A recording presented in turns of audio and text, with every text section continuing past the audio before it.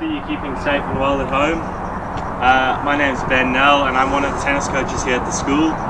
With tennis being one of the more popular summer sports at KH, I decided I'll send through a couple of tennis tutorials to help you improve your game or keep it up while you're at home in isolation. All you're going to need for this tennis tutorial video is a tennis racket, a tennis ball, and a wall behind me that doesn't have any windows.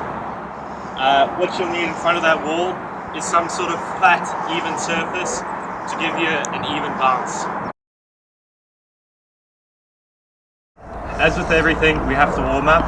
One of the key aspects of warming up in tennis is warming up your hand-eye coordination, your reflexes. So one of the ways in which we're going to do this is we're going to need a tennis ball, tennis racket. We're just going to bounce the ball up and down on our racket. Once that's getting a bit easy, we're going to spin the ball from left to right. You can add a bit more spin to make it a bit more challenging. If that's again too easy, we can move to bouncing the ball on the rim of the racket and take this time to see how many your sibling can get or your mom or dad. Okay, we're going to bounce the ball, see how many we can get. An important aspect of tennis is your footwork. Your footwork will help you a lot when you're playing the game. It helps you get into nice positions and it prevents you from getting caught into those awkward, uncomfortable positions. So in this video we're going to do a few footwork drills.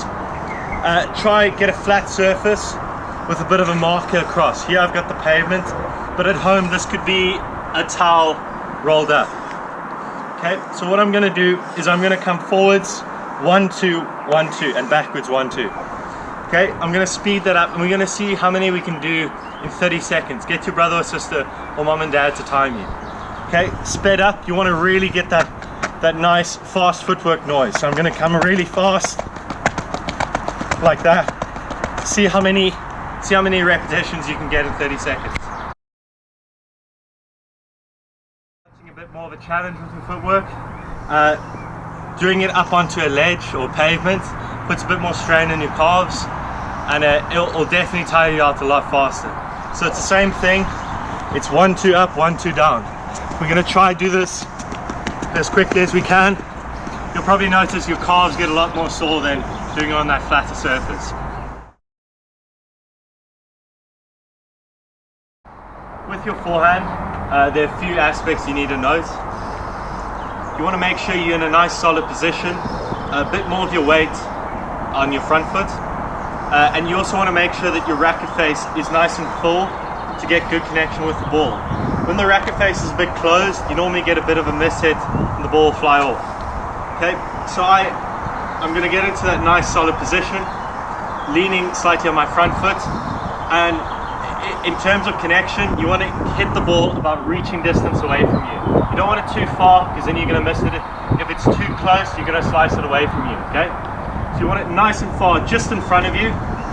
You're hitting through, and then just make sure that your body weight, the momentum of your body is following through that ball.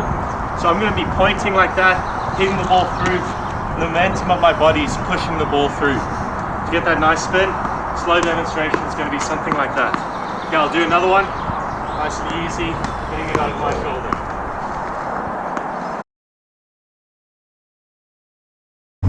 Slightly faster on your forehand. We're going to really focus on our feet, make sure that we're not stuck in the mud, and we're going to try rally against the wall, okay? So I'm going to be trying to move my feet a bit, making sure that when I'm hitting the ball, it's in that nice forward position.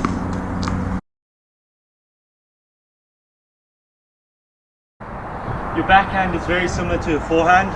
You want to get into a nice solid position, weight slightly on your front foot, leaning in towards the ball. Once again, the ball should be about reaching distance away from you, slightly in front of your body. And again, you want to make sure that that racket is recoiled nice and high, not down low, nice and high, back, and you're getting your body weight through the ball, getting that step past where the ball was. I'm going to do a nice slow demonstration for you. I'm going to bounce the ball slightly ahead of me to get my foot placing in front of me. Okay, I'm going to place my foot in front and get my momentum to carry me through the ball, okay? So nice and slowly, making sure that you finish up in that photograph position like that. Your hips have come around and your body weight is pushing you forward.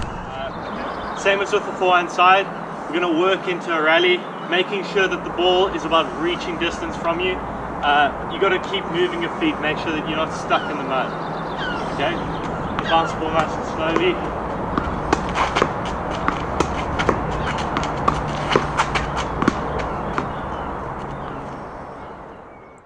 In this next video, I'll be demonstrating a few things you can practice at home. I'm starting off here by hitting a forehand down the line. Notice that I'm moving my feet quite regularly, getting to that nice solid position to hit a stable shot. Once that's getting too easy, you can switch over to your backhand side and rally against the wall cross court, backhand to forehand. Once again, you can mix this up by hitting 2 on your forehand, then 2 on your backhand, or vice versa.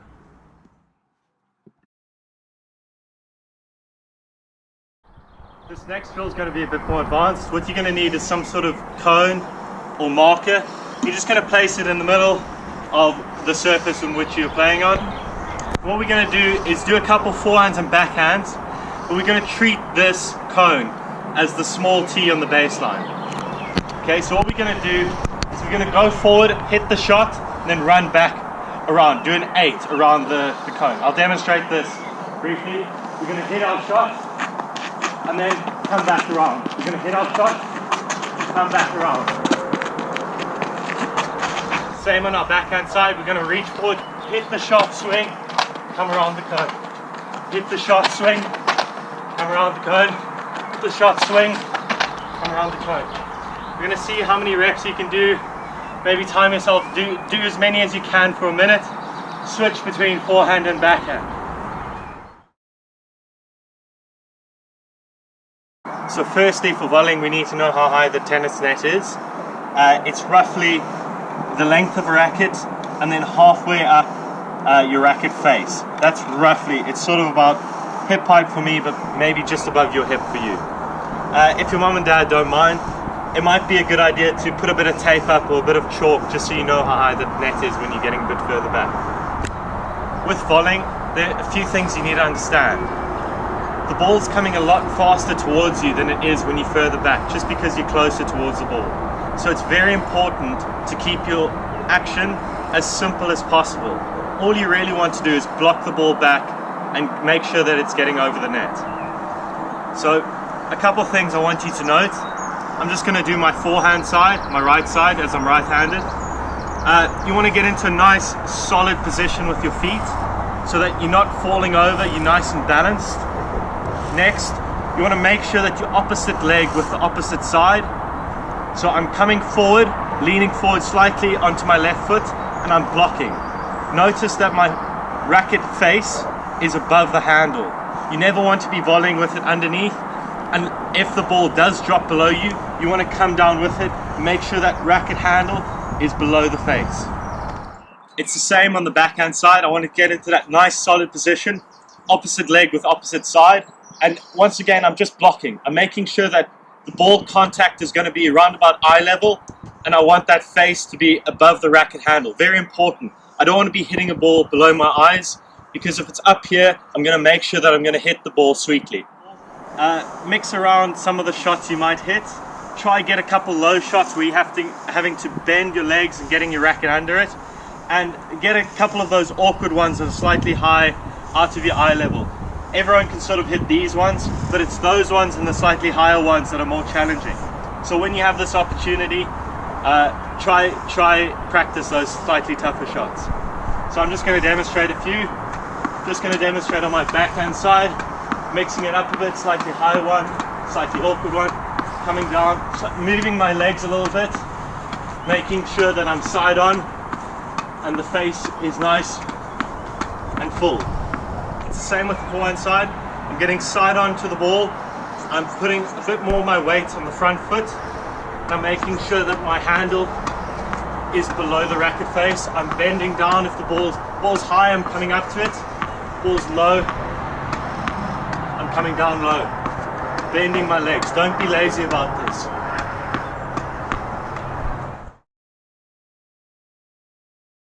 I think every one of us have at one stage in our lives waited for that ball up in the air, pointed at it, gone for that swing, and it's bounced right next to us.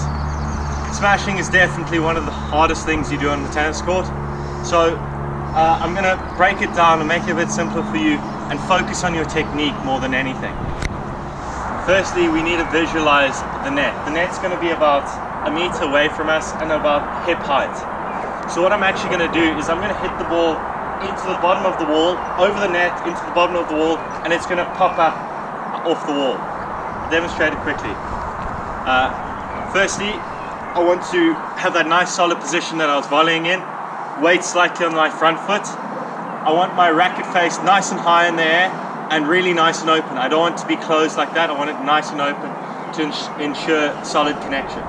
Okay, so I'm just going to hit these out of my hand firstly. I'm going to hit it over the net, down into the wall, and it's going to pop up like that. Just for the first couple, while you're getting used to it, just hit them out of your hand and we'll see how they get on. Okay, I was probably hitting that a bit further away. You want to be nice and under it, bring it down. When that's getting too easy and you're happy with your technique, you can actually hit a few smashes in a row by using the wall, ball pop up, and you just continue hitting a smash rather than catching it and stopping. Okay, I'll try to demonstrate a few of those.